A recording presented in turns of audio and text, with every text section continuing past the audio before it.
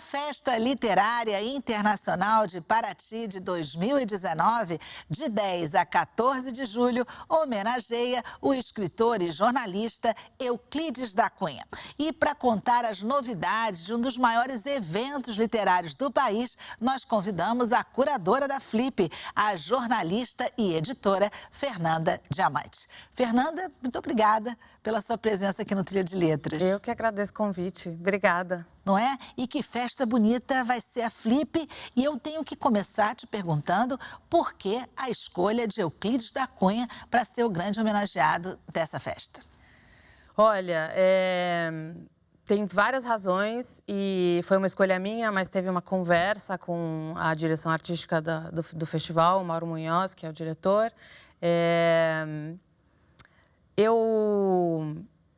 O Euclides eu tenho uma história com o Euclides da Cunha. Eu conheci os Sertões assistindo a montagem do Zé Celso. O Zé Celso adaptou o Zé Celso Teatro Oficina em São Paulo. No começo dos anos 2000, o Zé Celso transformou esse livro, que é um livro do século XIX, em 5 peças, que são integralmente, praticamente, o livro, e trouxe esse tema que é extremamente atual, que é o tema dos sertões, para o teatro.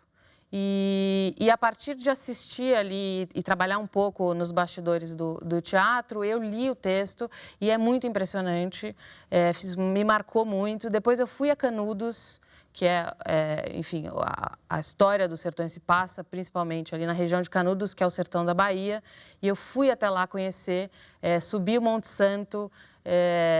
Eu tenho, então, uma relação muito afetiva com esse livro, com o Euclides, e eu acho que ele faz todo sentido ele ser o escolhido esse ano, com tudo que a gente viveu nos últimos anos no Brasil. Eu acho que ele tem muito assunto no livro que diz respeito aos brasileiros, fora, obviamente, a qualidade literária. Quer dizer, acima de tudo, Euclides da Cunha é grande literatura. Eu acho que vale a pena, já que ela falou, a gente mostrar o livro que ela traz aqui, da Valnice Nogueira Galvão, que Os Sertões, nessa edição, não é? Que é uma edição feita com ela fazendo, inclusive, um ensaio crítico sobre a obra do Euclides. E vale a gente também situar, o Euclides da Cunha nasceu em 1866, nasceu no Rio de Janeiro, enfim, ele tinha uma vida que, a princípio, não estava voltada para a escrita nem para a literatura. Aliás, muito pelo contrário. Ele era um engenheiro, né? E ele foi se transformando num jornalista. E ele vai, a pedido do Estado de São Paulo, para onde ele já colaborava como jornalista, ele vai cobrir a Guerra de Canudos, que já estava acontecendo. E ele era um militar, ele também era um militar, um republicano fervoroso. E ele vai a Canudos, e aí, a partir desse trajeto que ele faz, de sair do Rio de Janeiro, que era a capital do Brasil, ir para o interior e conhecer o Brasil e entrar em contato com essa guerra, que tem muitas peculiaridades assim impressionantes, ele vai se transformando. E o livro é essa transformação. O livro mostra um pouco essa trajetória de repensar todos os valores, toda uma formação que ele considerava ali muito firmes e convictas. Ele vai repensando muita coisa. Então, é muito impressionante a leitura do livro. Recomendo muito.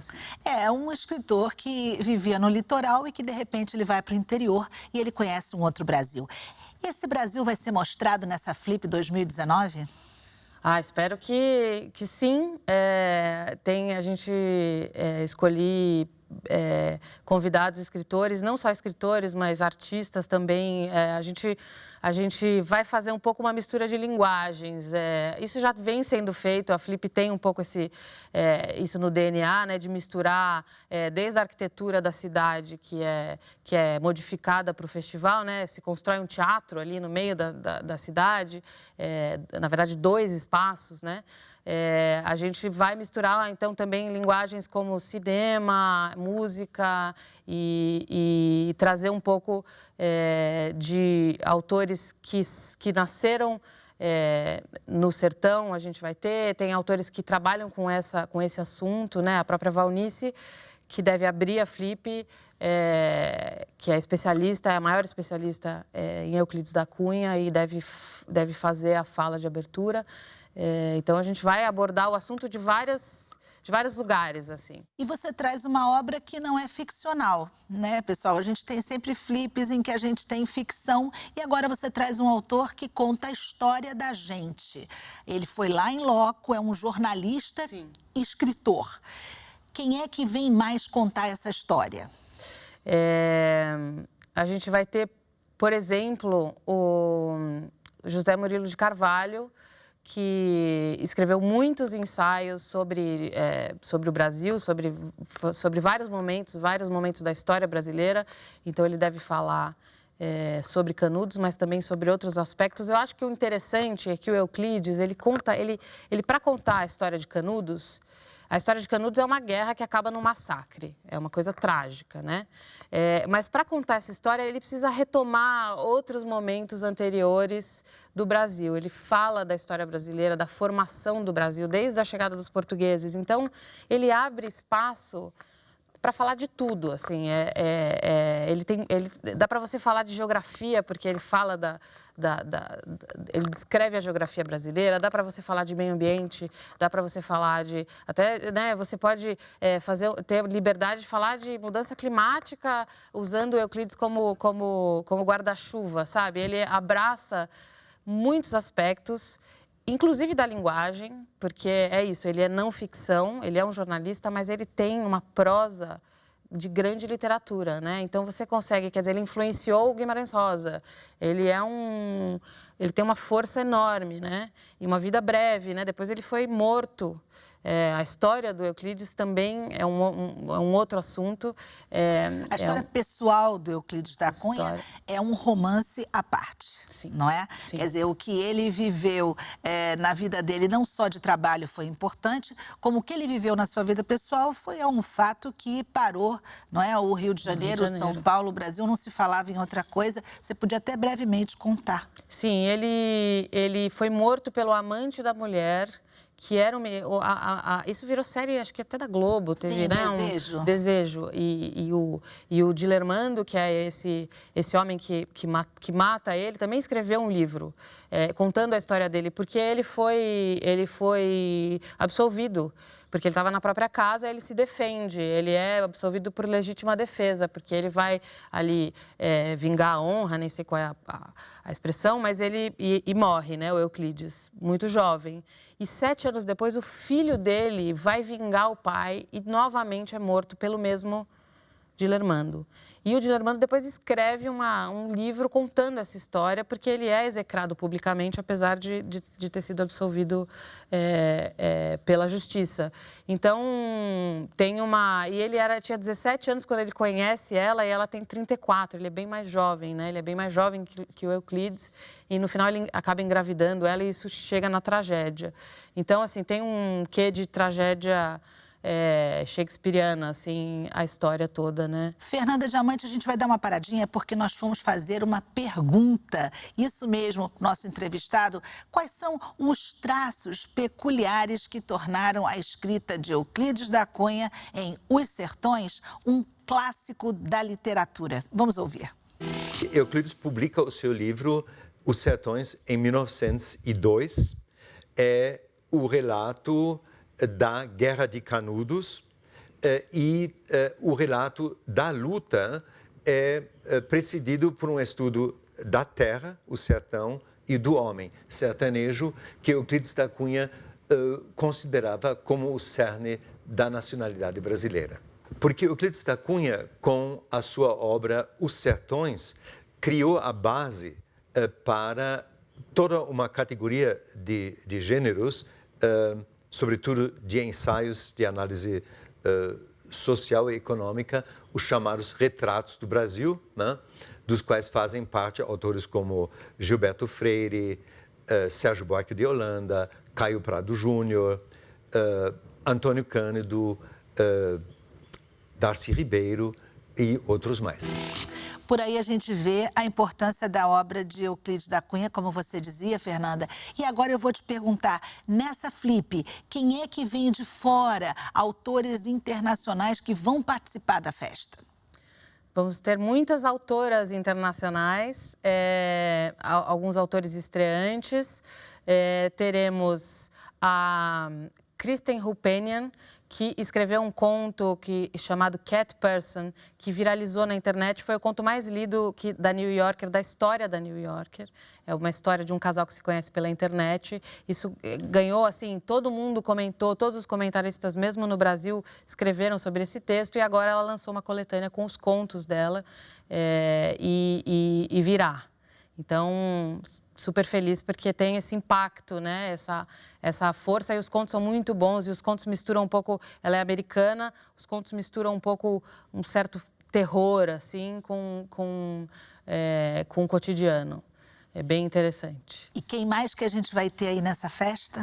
Grada Quilomba, ela é portuguesa, ela mora em Berlim, ela é uma artista plástica, vai ter uma exposição na Pinacoteca ao mesmo tempo, então ela tem um trabalho em vídeo muito forte e está lançando um primeiro livro, que é um pouco o trabalho dela de memória. Então ela fala bastante de racismo, da linguagem, nesse livro que deve estar saindo, ainda não saiu, ainda não foi lançado.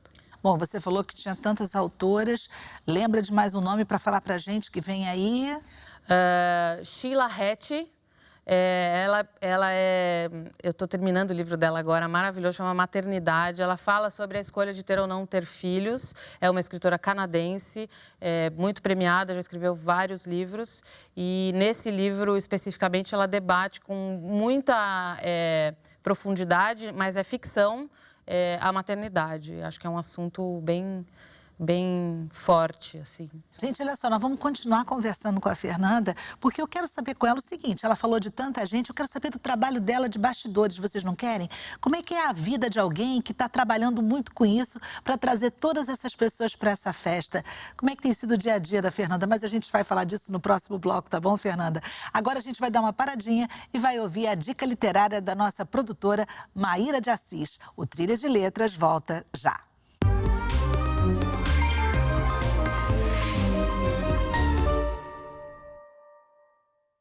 Não se lhe apontam formações duradouras ou fixas. Por vezes, em quase todas as arqueaduras de seus canais, as águas, remansando-se nas abras, fazem que, ao mesmo passo, com os sedimentos conduzidos, se deponham as sementes flutuantes que acarretam. E as faculdades criadoras do rio despontam surpreendentes. Um autor virado do avesso. Nesse livro aqui, Ensaios Inéditos, a gente pode conhecer todo o processo de escrita de Euclides da Cunha. Essa coletânea traz textos menores, tão pouco conhecidos do autor, que é famoso por causa do livro Os Sertões.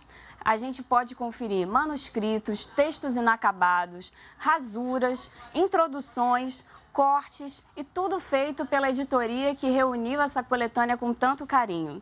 Euclides da Cunha continua discutindo a selvageria e o progresso na sociedade brasileira. Um autor atual que merece ser discutido e também homenageado.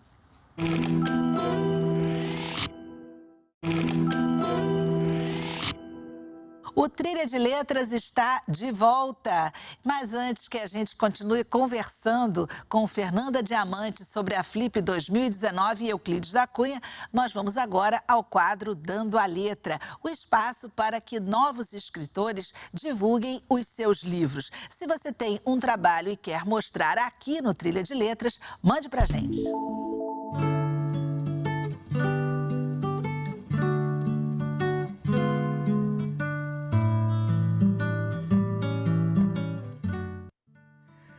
Desce e sobe, sobe e desce.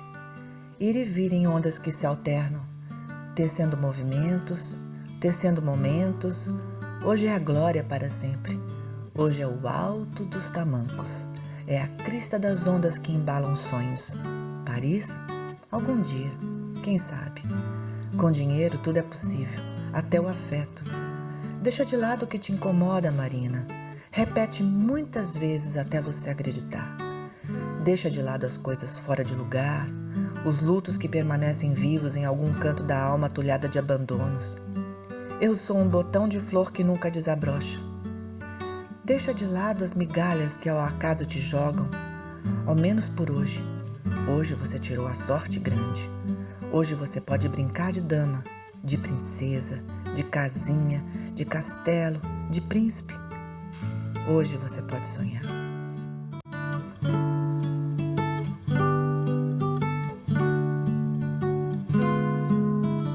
Orelha Lavada, Infância Roubada foi publicado pela editora 8,5 e foi agraciado com uma menção honrosa do Prêmio Casa das Américas deste ano.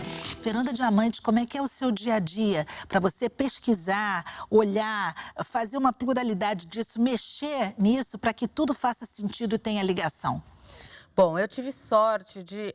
o meu trabalho, quer dizer, até ir para a Flip, ainda junto com a Flip, eu sou editora da revista 451, que é uma revista de resenha de livros. Então, eu recebo os livros todos que saem no Brasil, muita coisa... Quer dizer, eu tenho um trabalho de pesquisa que já é um costume, porque a revista faz uma curadoria para resenhar os livros, né? Então, eu já tinha muito uma relação. Eu acho que também tem... Quando você vai fazer a primeira Flip, e também a minha estreia, tem muita coisa que você pensou ali durante aqueles anos todos de ir até o festival, de eu queria não sei quem seria maravilhoso. Quer dizer, a gente vai fazendo um pouco uma listinha de desejos que depois você tem que descobrir se a pessoa pode, se ela, né? Toda a agenda internacional, em geral, é muito... Os autores internacionais têm agendas muito... os brasileiros, muitos também, mas fora do Brasil, é mais ainda o hábito de ter tudo agendado com muita antecedência. Então, tem uma coisa de... Muito antes da coisa acontecer, você precisa entrar em contato e pedir. Recebe muitos nãos por falta de agenda. Acho que as pessoas todas... Não tem ninguém que não queira ir passar 4 dias em Paraty, num festival como esse. Né? Mas tem um pouco uma coisa de disponibilidade mesmo, né? Então, é uma longa pesquisa, acho que tem tem essas tentativas aí e tem pensar quem com quem, né? Tem um desenho que tem o tema, tem o homenageado, mas também tem uma relação entre os autores ali. Você precisa equilibrar o número de países, regiões do Brasil, homens, mulheres, isso tudo, quer dizer, isso não é uma coisa que... você tem que pensar sobre isso, né? Isso tudo tem que estar na sua cabeça quando você está fazendo as escolhas, né? Então, meio um quebra-cabeça, um jogo de xadrez, sabe? Não, eu imagino. E muitas vezes relacionado ao Euclides da Cunha. Você tem que pensar em ter uma ligação com a vida e com a escrita daquele autor que você disse aqui logo no primeiro bloco, ligado a um Brasil que a gente desconhecia, não é? Quer dizer, fazer essa ligação. É meio uma ligação do litoral com o interior e tentar fazer uma coisa maior. Acho que o Euclides dá essa... Ele é generoso, né? Porque ele pega muitos aspectos, então você pode...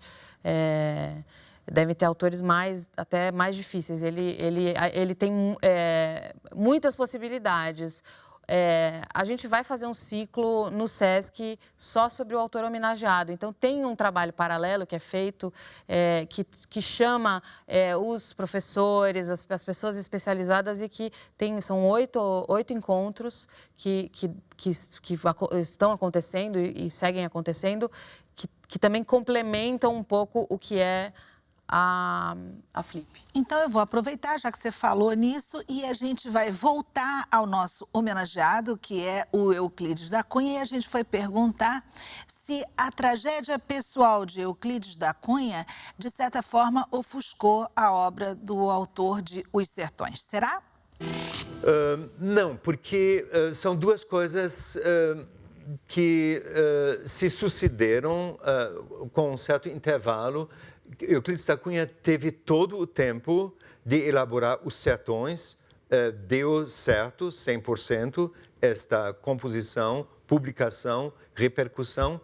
O que depois foi impedido através da morte prematura de Euclides da Cunha foi o seu projeto de escrever um outro livro que teria, sem dúvida, uma envergadura igual sobre a Amazônia. Eu lamento que Euclides não conseguiu realizar o seu projeto de um livro sobre a Amazônia, porque tem algumas coisas que são admiráveis.